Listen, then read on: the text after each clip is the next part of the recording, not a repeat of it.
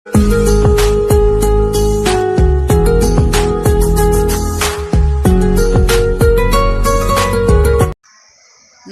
সবাইকে, কেমন আছেন সবাই? আশা করি ভালো আছেন। আমিও ভালো আছি। আপনাদেরকে বঙ্গ কুকিংয়ে স্বাগতম।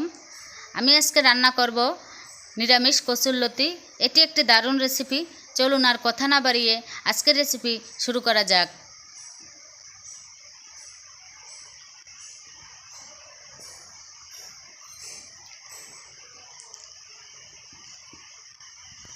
আমি প্রথমে কচুরলতিগুলো পরিষ্কার করে ভালোভাবে কেটে নিয়েছি। এরপরে ধুয়ে নেব।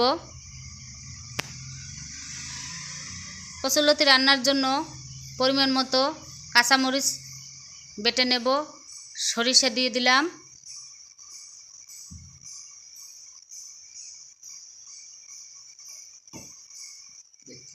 পরিমাণ মতো জিরা দিয়ে দিলাম,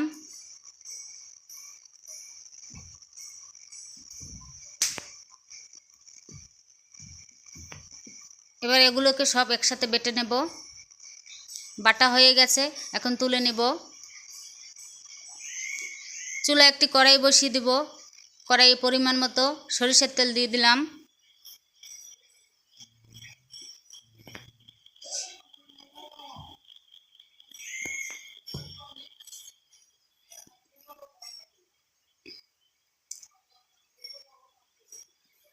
তেল গরম হলে কালো জিরা ফোড়ন দিয়ে দিলাম।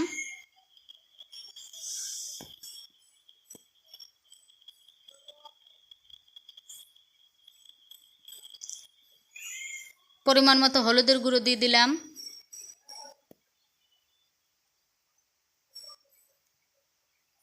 এরপর সরিষা বাটা ও জিরা ও কাঁচামরিচ একটু জল দিয়ে গুলে দিয়ে দিলাম। এবার একটু নাড়াচাড়া করে দেব।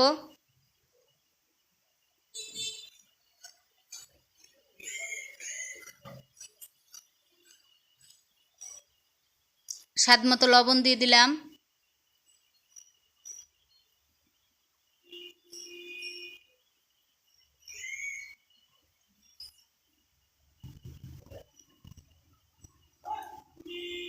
পরিমাণ মতো মরিচের গুঁড়ো দিয়ে দিলাম।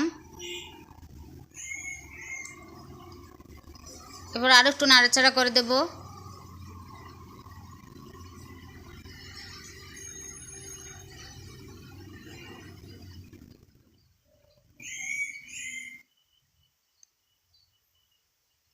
এরপর ধুয়ে রাখা কচুরলতিগুলো দিয়ে দিলাম।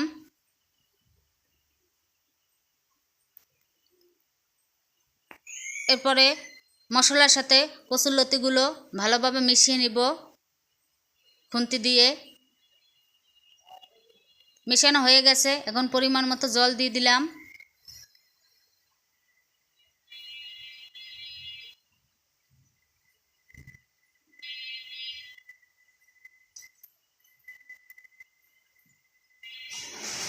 এরপর 15 মিনিটের জন্য চুলার জাল অল্প আঁচে রেখে ঢাকা দিয়ে দিব।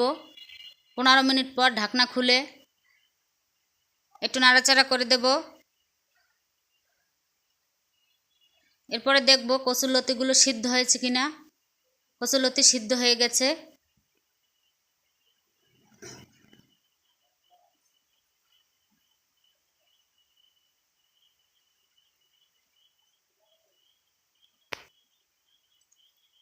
উপর থেকে ধনেপাতা কুচি দিয়ে দিলাম। এবার একটু নাড়াচাড়া করে দেব।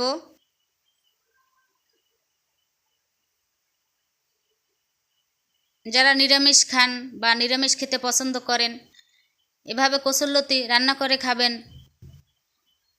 খেতে খুব দারুণ লাগে।